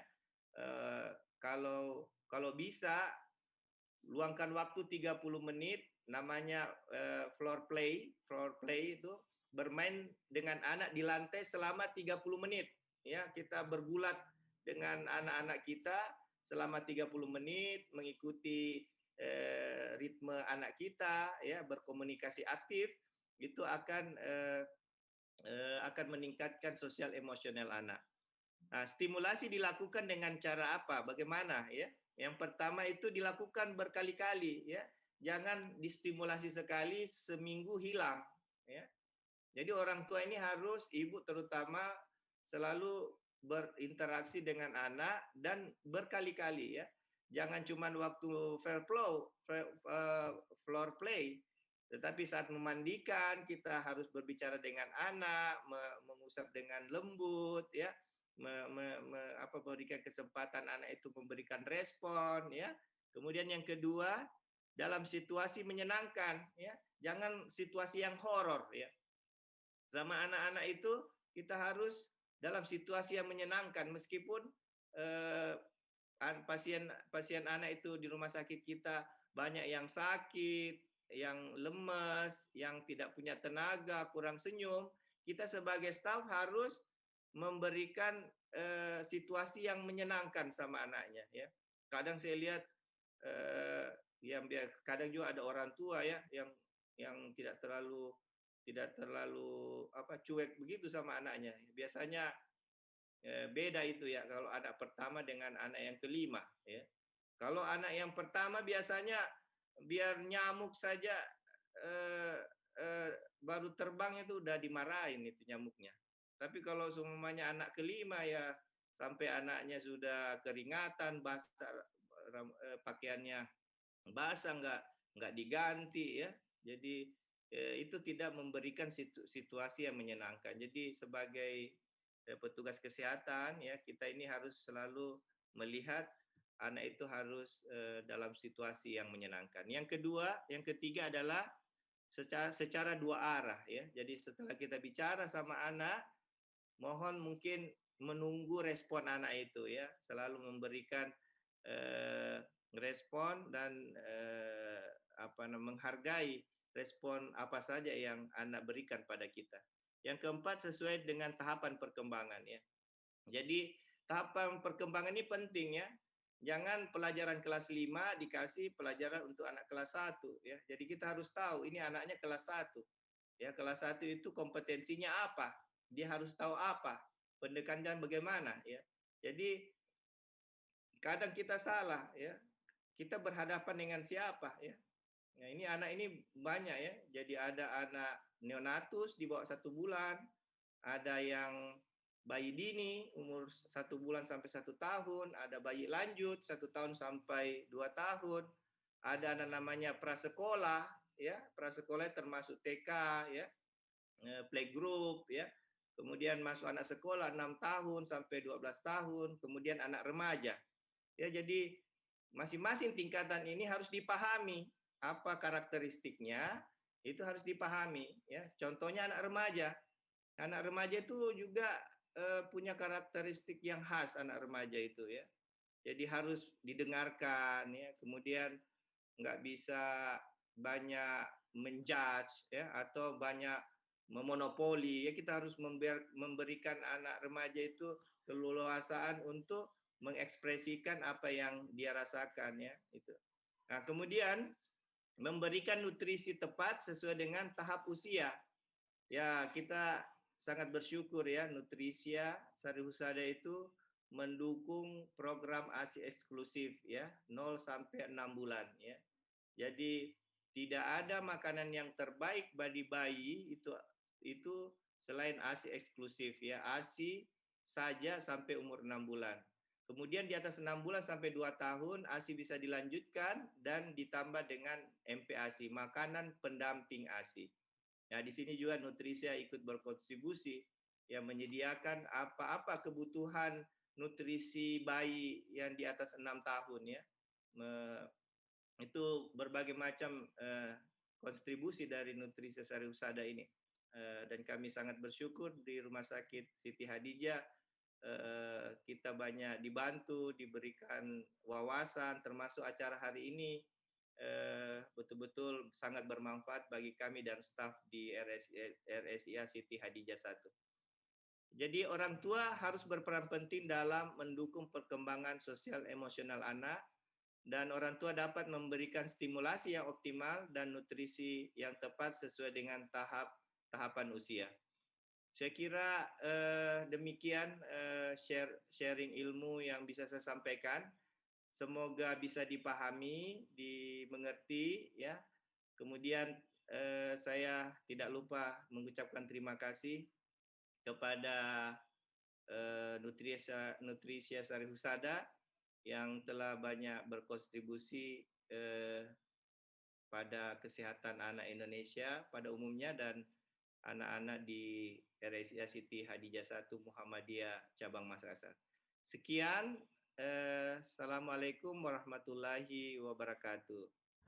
Waalaikumsalam warahmatullahi wabarakatuh. Terima kasih Dr. Jusli MK, spesialis anak konsultan. Tema yang sangat menarik yang telah disampaikan oleh beliau yaitu dukung perkembangan sosial emosi anak di awal kehidupan melalui stimulasi dan juga nutrisi yang tepat. Sekali lagi boleh minta tepuk tangan yang paling meriah untuk Dr. Jusli tentunya. Terima kasih dokter, what insightful information, dan slide-nya juga bagus sekali dengan apa yang telah disampaikan. Jadi sekali lagi saya mengundang juga kepada Bapak dan Ibu rekan-rekan semuanya apabila ingin bertanya ya. Apabila ingin bertanya Anda bisa langsung memanfaatkan dua fitur. Ini adalah momen seru dan menyenangkan, tentunya Anda bisa langsung bertanya nih sesuai dengan tema yang diangkat hari ini yaitu dukung perkembangan sosial emosi anak di awal kehidupan melalui stimulasi dan juga nutrisi yang tepat. Silakan ada fitur raise hand yang ingin dimanfaatkan oleh Bapak dan Ibu atau mungkin di kolom chat box juga dipersilakan. Jangan lupa juga untuk kolom chat box tanpa harus menuliskan nama, secara otomatis namanya akan muncul dan langsung saja layangkan pertanyaannya untuk Dr. Jusli seperti apa. Nah, kalau misalkan berbicara mengenai 1000 hari pertama kehidupan atau disebut dengan golden period, ini kan menjadi salah satu campaign yang harus digadang-gadangkan karena begitu harus disebarkan awareness-nya kepada orang, kepada pasien tentunya terhadap informasi tersebut nih dok nih. Kan seperti yang ketahui ya, totalnya adalah 730 kalau nggak salah saya baca, itu adalah sampai dengan usia 2 tahun, 270-nya itu terdiri dari di dalam kandungan sang ibu gitu. Nah, kalau misalkan mengalami keterlambatan nih, nutrisi, tadi kan dokter juga menyampaikan, ayo kita fokus juga di 1000 hari pertama kehidupan yang namanya nutrisi, stimulasi itu tetap harus diperhatikan. Nah, konteksnya sekarang menjadi berbeda apabila ya, waduh udah telat nih kayaknya, udah lebih dari 2 tahun. Nah ini gimana proses untuk mengejar keterlambatan tersebut dok? Ya, terima kasih pertanyaannya Mas Agil ya. Jadi yang perlu diingat baik-baik bahwa golden period anak itu sekitar 2 tahun pertama ya, 2-3 tahun pertama ya. Karena otak itu sudah berkembang full itu, ya 80% itu di umur-umur itu. Jadi sampai dewasa itu hanya sekitar 20% yang berubah. Jadi 80% otak kita itu sudah fix matur itu di umur-umur 2 tahun. Jadi kalau ada gangguan di sana, yang terjadi adalah ada keterlambatan yang tadi ditanyakan ya. Bagaimana kalau dia terlambat? Nah, maka yang harus kita lakukan adalah pertama assessment ya. Kita harus menilai aspek apanya yang dia terlambat. Ya, kalau di aspek perkembangan kan kita lihat ada 4 yang utama ya. Jadi pertama sosial emosional ya. Apakah dia terlambat di situ? Yang kedua adalah aspek bahasanya. Yang ketiga adalah motorik kasarnya, motorik kasar dan motorik halusnya. Ya. Jadi kita lihat aspek yang mana. Kalau semuanya terlambat namanya global delay. Jadi semuanya terlambat. Ya. Nah, kalau kita sudah mengidentifikasi aspek mananya, maka kita harus catch up, mengejar ketertinggalannya. Jadi tidak ada kata terlambat. Ya, jadi kalau sudah terjadi tidak ada kata terlambat. Jadi yang harus kita lakukan intervensi sesuai dengan aspek yang mana yang terlambat. Kalau semuanya ada gangguan di pertumbuhan, contohnya berat badannya kurang atau berat badannya sangat kurang atau gizi buruk, maka yang harus kita lakukan adalah tata laksana gizi buruk atau tata laksana gizi kurang dengan memenuhi komponen nutrisi. Ya. Salah satu itu ada nutrisi ya, termasuk produk susunya yang bisa mengandung kalori yang cukup tinggi. Ya, itu bisa kita gunakan, tetapi secara bertahap. Ya. Jadi banyak hal yang bisa kita intervensi, tetapi harus memulai dari assessment. Jadi kita harus menilai kembali aspek apanya yang ada masalah. Kalau dia masalahnya di sosial emosional, maka ini harus duduk sama-sama, ibu, ayahnya, ya, supaya bisa diberikan pengetahuan kepada kedua orang tua bagaimana menangani keterlambatan atau gangguan sosial emosional pada anak. Mungkin sekira itu mungkin jawaban saya. Jadi sebenarnya tidak ada kata terlambat ya dok ya? Oke, luar biasa. Sekali lagi boleh minta tepuk tangan yang paling meriah. Tepuk tangannya mana? Untuk Dokter Yusli, luar biasa informasi yang telah disampaikan. Nah, jadi buat rekan-rekan dan teman-teman semuanya, para tenaga kesehatan, apabila Anda ingin bertanya, saya bisa melihat dan monitoring dari galerinya, ya. Anda bisa memanfaatkan fitur raise hand ya. Kalau misalkan bingung, fitur raise hand itu bisa langsung diklik partisipan, di situ langsung ada tombol raise hand, langsung diklik aja, atau mungkin bisa melambaikan tangan seperti ini karena saya bisa monitoring nih. Buat rekan-rekan teman-teman semuanya yang ingin bertanya langsung ya bersama dokter, kali ini juga dipersilakan. Di sini ada pertanyaan dari Rismawati, ya, datang dari chatbox. Bagaimana cara menghadapi anak umur 7 tahun yang sering emosional dan manja? Terima kasih dokter. Terima kasih juga Ibu Risma.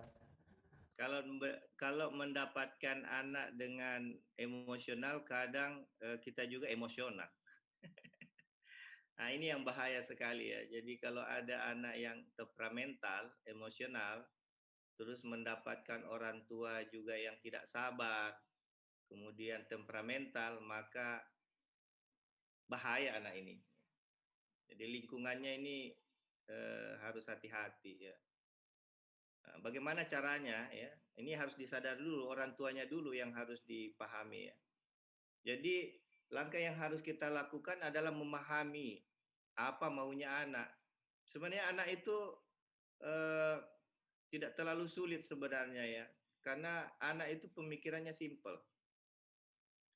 Saya kasih contoh pada bayi ya. Bayi itu bahasa bayi hanya senyum dan menangis. Bahasa bayi itu cuma 2, senyum dan menangis. Tapi karakteristik bayi itu adalah jujur. Ya, jujur. Kalau dia rasa nyaman, itu pasti dia senyum. Tapi kalau dia rasa tidak nyaman atau ada sesuatu yang tidak menyenangkan, itu pasti menangis. Jadi ketika anak menangis harus cari tahu kenapa. Ya, kalau bayinya semuanya popoknya basah, ya harus segera diganti, ya, atau digigit serangga harus diganti bajunya, ya. atau mungkin dia berkeringat banyak, tidak nyaman, harus segera dilap air basah ya, dilap badannya supaya dia nyaman, kasih minyak telon sedikit ya, diayun-ayun ya. Kalau ada anak emosional tentu ada maunya. Nah, ini orang tua kadang kan tidak paham maunya anak. Kalau dia tidak paham maunya anak, maka tentu tentu intervensinya akan salah. Jadi contohnya apa? Biasanya anak emosional itu karena semuanya ada keinginannya yang harus dipenuhi. Ya, meskipun keinginannya itu tidak masuk di akal, anak itu harus dipenuhi egonya dulu. Anak itu egonya tinggi. Jadi jangan menantang ego anak. Ya, jadi biarkan saja dulu egonya dipenuhi. Setelah egonya dipenuhi, biasanya dia akan nurut. Dia akan menyerahkan semuanya pada kita orang tua. Jadi jangan dilawan, ya, harus dipahami dulu. Nah, kemudian jangan memarahi anak. Kalau dia emosional, kita yang harus sabar, ya. Nah, itu berbeda juga dengan anak remaja. Kalau anak remaja, orang tua harus lebih sabar. Karena anak remaja itu mau mencoba. Jadi kalau kita menantangnya, pasti dia akan nekat. Ya, jadi orang tua harus lebih sabar. Ya. Jadi mungkin begitu kira-kira jawaban saya, Mas Agil. Baik, terima kasih banyak Dokter Yusli. Sekali lagi boleh minta tepuk tangan yang paling meriah? Luar biasa ya. Nanti kalau tuh seperti tadi dokter sampaikan juga ya kan, kalau anak itu paling jujur, bahasa yang bisa dilakukan adalah cuma ada dua, menangis dan tersenyum. Tidak seperti orang dewasa yang suka berpura-pura. Cie. Oke, sekarang kita bergeser kembali ya. Ada Ibu Sapna, ya, ibu atau bapak nih ya. Anak usia 4 tahun yang emosional apakah wajar dan akan hilang atau malah bertambah seiring bertambahnya usia nih? Kalau misalkan melihat karakteristik anak yang emosional di usia 4 tahun, ini apakah bisa dikatakan wajar dan akan hilang atau malah bertambah seiring bertambahnya usia? Ya. Jadi anak emosional itu ya adalah harus dipahami ya, bahwa anak emosional itu pasti ada penyebabnya. Nah, sekarang apakah emosional ini masih wajar atau tidak? Ya, jadi ada namanya juga penilaian emosional anak ya. Sebenarnya secara spesifik ada penilaiannya ya. Nah, tetapi secara umum sebenarnya itu tergantung dari lingkungannya ya. Jadi kalau anak emosional itu pasti ada sesuatu yang selalu distimulus kepada anak yang anak itu tidak senang dengan stimulus itu.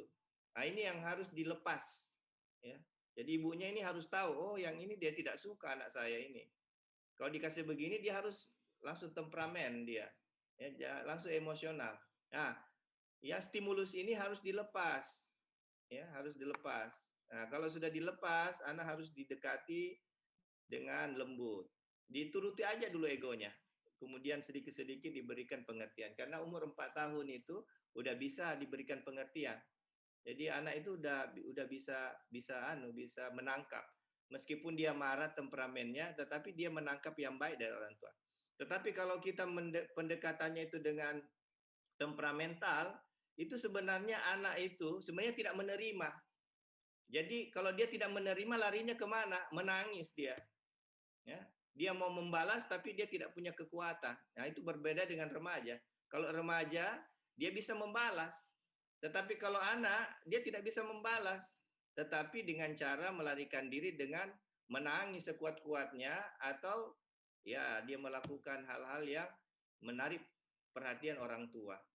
Jadi apakah ini bisa permanen? Enggak. Anak itu masih bisa berkembang ya. Jadi anak itu masih bisa berkembang, masih bisa berubah. Karena lingkunganlah yang membuat anak itu emosional ya, bukan dari sononya ya. Bukan dari genetiknya. Memang ada juga genetik tapi itu lebih besar dipengaruhi oleh lingkungan. Mungkin itu jawaban saya. Baik, terima kasih banyak dokter. Sekali lagi dong boleh minta tepuk tangan yang paling meriah, tepuk tangan yang mana? Saya suka nih keaktifan ya dari teman-teman semua bertanya langsung ya. Kritis nggak apa-apa dari topik apa yang disampaikan oleh beliau. Dan setidaknya nanti banyak sekali informasi yang kita serap di hari ini dan bagaimana caranya kita bisa mengimplementasikan pengetahuan atau ilmu yang kita dapatkan di hari ini tentunya untuk pasien-pasien yang membutuhkan tentunya. Oke, dokter sebelum kita mengakhiri sesi ini ada nggak yang ingin disampaikan juga buat rekan-rekan dan juga teman-teman yang sedang menyaksikan secara virtual saat ini? Ya, terima kasih. Jadi pertama saya sangat mengapresiasi acara ini ya karena Sari Husada ya, Nutrisi Sari Husada betul-betul sangat memperhatikan dua aspek. Pertama, kesehatan anak, kemudian yang kedua adalah orang-orang yang bekerja berhubungan dengan kesehatan anak. Jadi itu dua aspek yang betul-betul dilihat oleh Nutrisia Sari Husada sehingga melaksanakan acara ini. Jadi saya mengucapkan terima kasih. Yang kedua, marilah kita sama-sama ya. Saya juga dokter, mungkin teman perawat bidan juga ya tidak ada yang sempurna. Ya mari kita selalu meningkatkan komitmen kita, kemudian keterampilan kita, pengetahuan kita untuk memberikan pelayanan yang baik, yang optimal kepada orang-orang atau anak-anak yang membutuhkan pelayanan kesehatan terutama di rumah sakit kita. Nah, kemudian yang kedua, karena RSIA Siti Hadijah 1 ini punya moto yaitu melayani dengan hati yang islami. Artinya hati yang islami itu semua yang baik. Jadi semua yang baik itu adalah hati yang islami. Jadi dengan komitmen ini, dengan moto ini, kita meningkatkan pelayanan kita.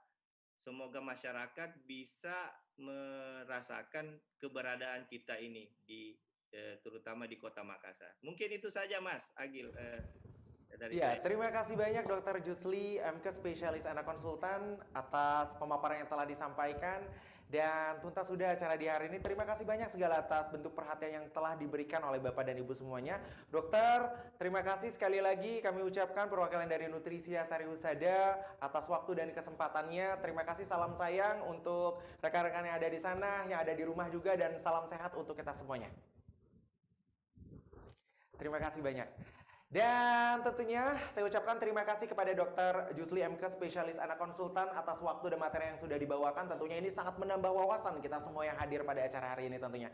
Banyak sekali ilmu yang kita serap di hari ini dari sesi public speaking tadi oleh Mas Indra Herlambang. Selanjutnya dilanjuti dengan pembahasan materi yang sangat luar biasa. Ini sangat membawa wawasan untuk kita semuanya semakin berkembang tentunya ya. Demikian rangkaian acara Hospital Meet the Expert 2021 Rumah Sakit Ibu dan Anak Siti Hadijah 1 Muhammadiyah Cabang Makassar yang dipersembahkan oleh Nutrisia Sari Husada. Sekali lagi kami ucapkan terima kasih banyak kepada seluruh pembicara dari Mas Indra Herlambang dan juga Dr. Jusli MK Spesialis Anak Konsultan serta Bapak dan juga Ibu tenaga medis Rumah Sakit Ibu dan Anak Siti Hadijah 1 Muhammadiyah Cabang Makassar atas kehadirannya. Sebelumnya kami mengingatkan kembali untuk mengisi post evaluation survey di link yang kita share ke dalam chat box. Bisa langsung dikepoin aja. Saya minta juga nih partisipasi dan juga keaktifan dari seluruh peserta untuk mengisi post evaluation survey di link yang kita share ke dalam chat box. Untuk menutup rangkaian acara Hospital Meet the Expert hari ini, kami akan menayangkan video produk persembahan dari Nutrisia Sari Husada. Mari bersama-sama kita lihat tayangan video berikut ini. Tapi sebelum itu saya pamit undur diri terlebih dahulu. Nama saya Agil Bastian. Mohon maaf jika ada salah kata. Jaga kesehatan dan sampai jumpa di acara persembahan Nutrisia Sari Husada berikutnya. Agil Bastian pamit. Bye-bye.